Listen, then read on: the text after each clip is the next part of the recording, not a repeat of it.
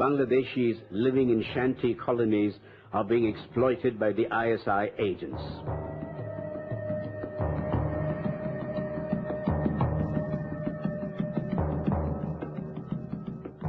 Some of the Bangladeshis were even pushed by Pakistan across the line of control into the Jammu region. The migrants could become a source for a tailor-made army for ISI to fulfill its sinister design of fomenting trouble in the country. This infiltration problem should be checked, should be combated properly. Then this ISI problem can be faced very easily, and already so far Kandahar episode is concerned, our central government has taken a tremendous steps, and they have already arrested a few positive peoples who are very much connected with this hijacking matter.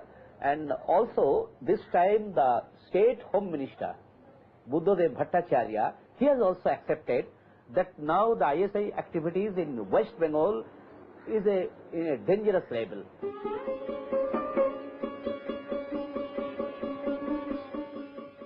The massive immigration of Bangladeshis and earlier of East Pakistanis into India has been an issue. The day Sir Ratcliffe drew the artificial and unenforceable boundary dividing the subcontinent into India and Pakistan in 1947.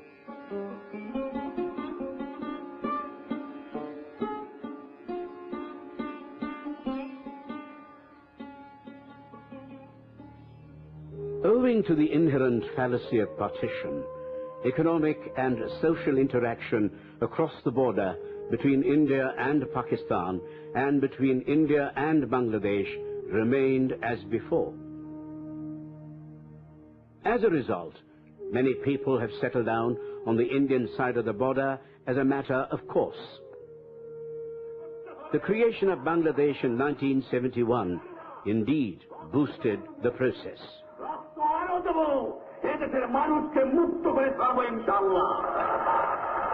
More so, the refugee problem is an offshoot of the conflict between the tribals and the Bangladesh government.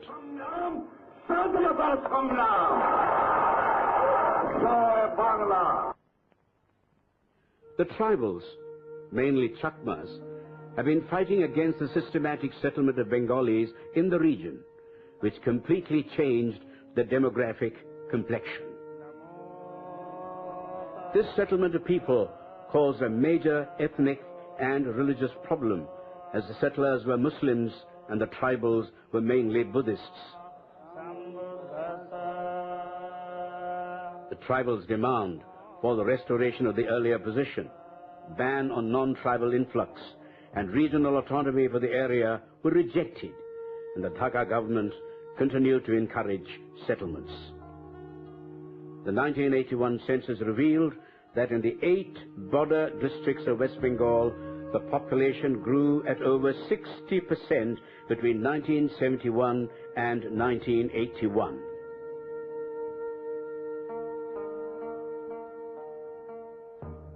It was revealed by the West Bengal government that at least 4 lakh passport holders from Bangladesh had disappeared into the Indian community without any trace.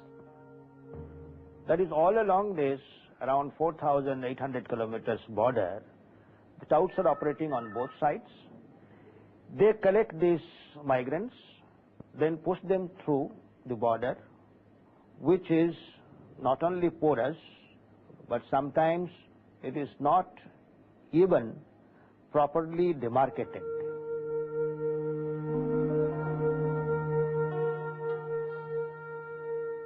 The magnitude of the problem came into sharp focus when in 1980 the Election Commission released the electoral list for the state.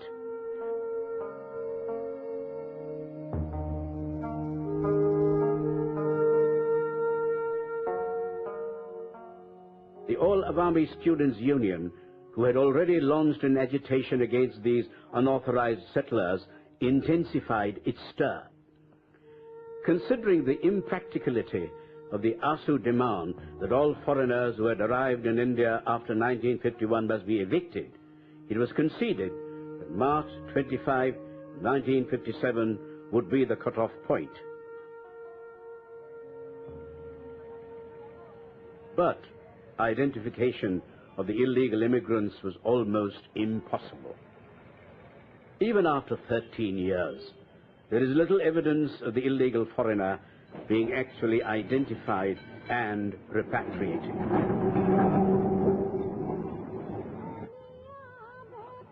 Till August 1993, the progress in the detection of illegal migrants are those who enter Assam on or after March 25, 1971 was as follows.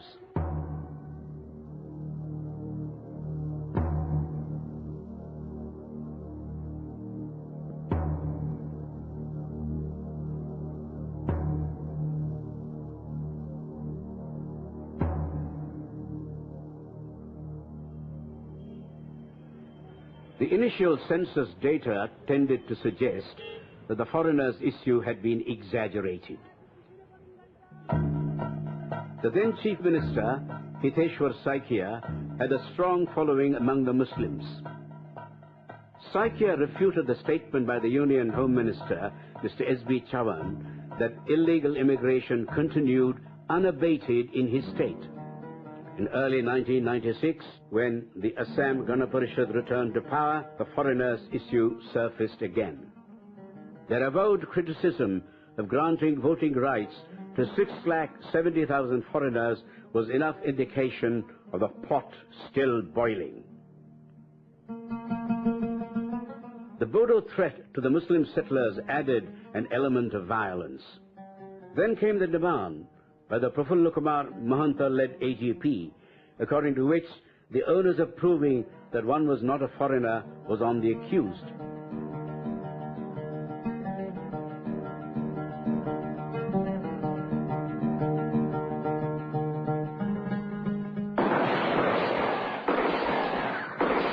It was not an easy political decision for Mahanta to stick to his guns. The controversy found its reverberations in national politics. All supporters of the UF government were opposed to any change in the situation. There was hardly any justification for the Devegowda government to alter the legal position on the detection of illegal foreigners. Hence, the demand got diluted under political compulsions as of now. The moment of Assam was concluded or ended up signing an agreement with the then Prime Minister Rajiv Gandhi at that time. The problem is still on, or